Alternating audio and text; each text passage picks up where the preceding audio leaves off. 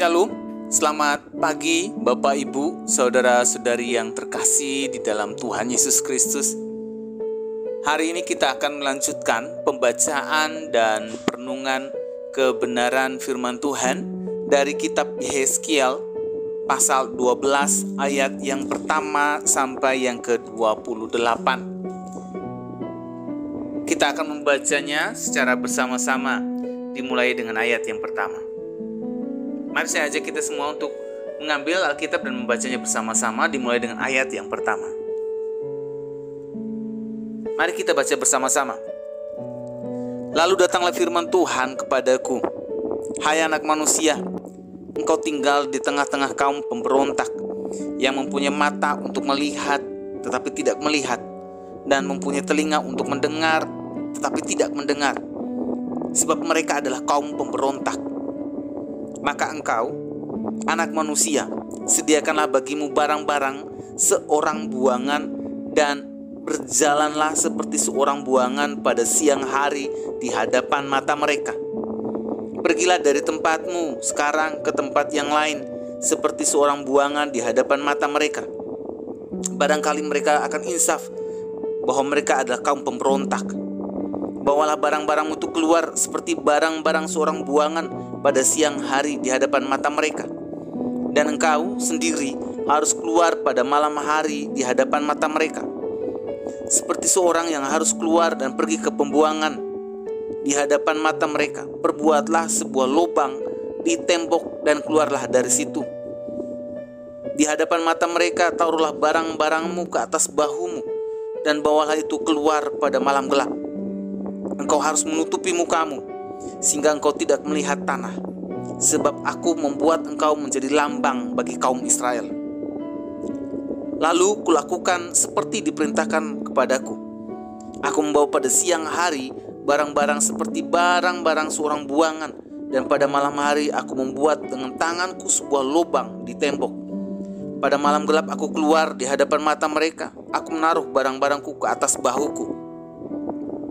Pada hari besoknya datanglah firman Tuhan kepadaku, hai anak manusia, bukankah ditanya oleh kaum Israel, kaum pemberontak itu kepadamu, apakah yang kau lakukan ini?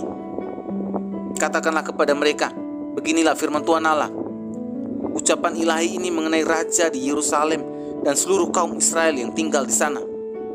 Katakanlah, aku menjadi lambang bagimu seperti yang kulakukan ini.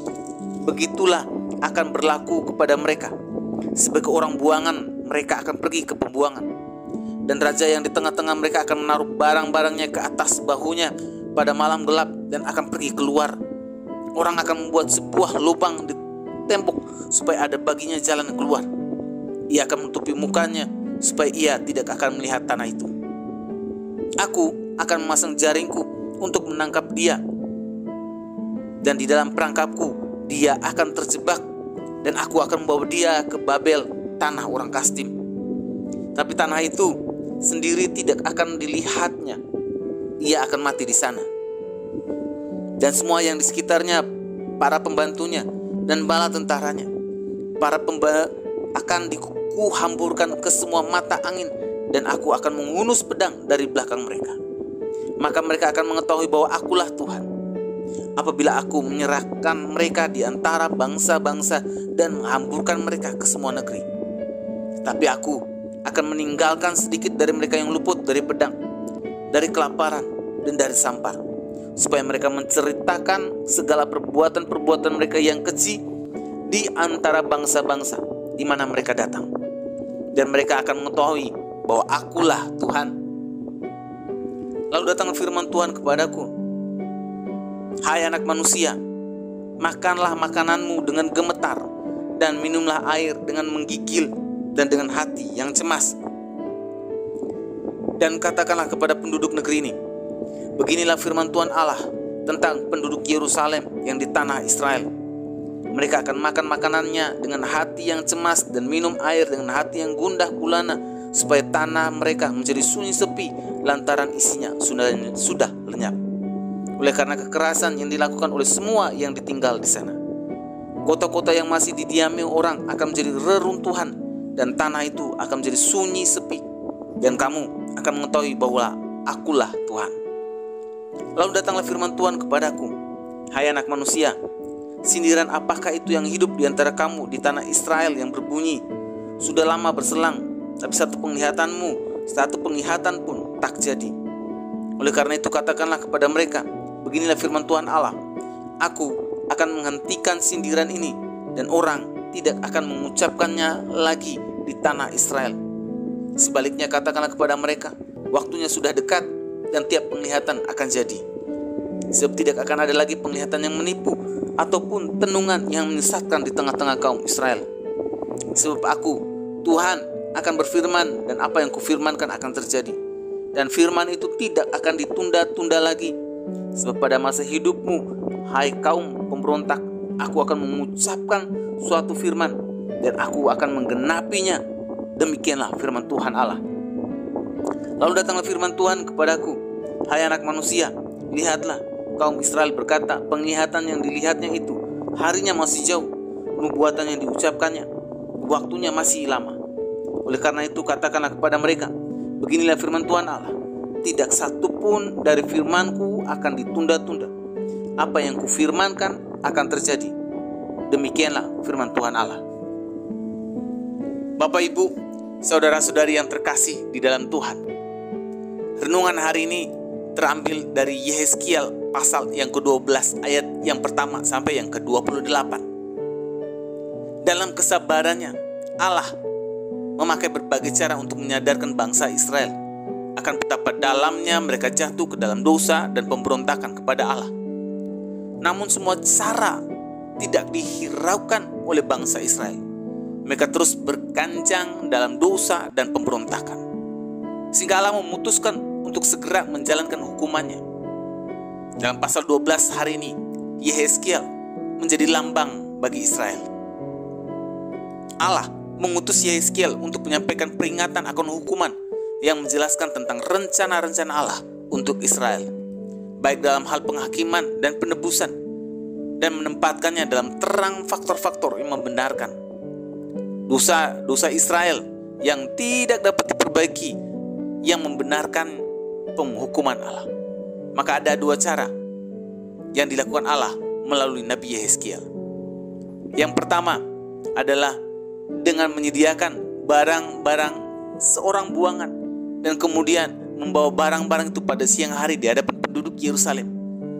Kemudian pada malam hari dia harus keluar dari lubang yang digali di tembok dengan menaruh barang-barang itu di atas bahunya. Yang kedua adalah melalui peragaan makan dengan gemetar serta minum dengan menggigil dan dengan hati yang cemas.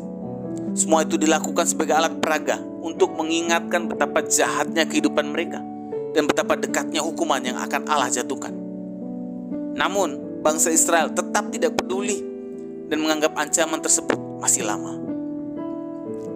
Bapak, Ibu, saudara-saudari yang terkasih di dalam Tuhan, melalui renungan hari ini kita dapat belajar bersama bahwa seringkali kita seperti bangsa Israel yang tidak mau peduli dan suka sekali memberontak atau melawan ketika Tuhan memakai banyak cara untuk mengingatkan, menasehati, dan membawa kita kembali kepada Tuhan. Kita banyak kali mempunyai kecenderungan untuk menolak dan memberi begitu banyak alasan tandingan ketika kita diingatkan, dan tidak jarang kita menyerang kembali orang yang dipakai Tuhan untuk mengingatkan kita bahwa sebenarnya kita sudah jauh dari Tuhan. Maka tidak heran kalau begitu banyak rencana Tuhan yang gagal dalam hidup kita untuk menjadi terang dan garam, bukan karena kita tidak dipakai Tuhan, atau karena banyak keterbatasan kita, atau kurangnya alat peraga atau contoh di sekeliling kita. Bukan, melainkan karena seringkali telinga kita, mata kita, mulut kita, hati kita, dan seluruh anggota tubuh kita menolak untuk diingatkan oleh firman Tuhan. Kelemahan terbesar kita adalah susah atau sulit untuk mendengar ketika diingatkan, bukannya kurangnya contoh untuk diikuti. Hari ini, mari kita berefleksi bersama-sama. Kalau kita ditegur dan diingatkan melalui firman Tuhan hari ini, yang pertama yang harus kita lakukan, jangan menyalahkan kembali orang lain. Jangan mencari pembenaran diri, Dan juga jangan membuat banyak alasan. Kalau iya, katakan iya. Kalau tidak, katakan tidak. Selebihnya berasal dari setan. Mari belajar bersama dari firman Tuhan hari ini. Kalau saya dan saudara hari ini diingatkan karena kesalahan kita, berterima kasihlah kepada yang sudah mengingatkan. Dan belajarlah dari kesalahan itu serta memperbaikinya. Inilah yang disukai Tuhan. Ketika kita diingatkan, dengar, dan kemudian perbaiki kembali. Mari kita berdoa. Tuhan Yesus, kami bersyukur kalau hari ini kami belajar kembali melalui kebenaran firman Tuhan. Ketika kami diingatkan kembali karena kesalahan kami belajar untuk berterima kasih kepada orang yang sudah mengingatkan kami. Dan ajar kami Tuhan, untuk menerima dengan rendah hati ketika kami diingatkan, dinasehati, ditegur. Ajar kami untuk mendengar dengan baik dan melakukannya. Di dalam nama Tuhan Yesus kami sudah berdoa. Amin. Kiranya renungan ini terus menguatkan langkah iman kita dalam mengiringi Tuhan Yesus. Ingat, tetap teruslah berdoa, tetap teruslah percaya, dan tetap teruslah bersyukur.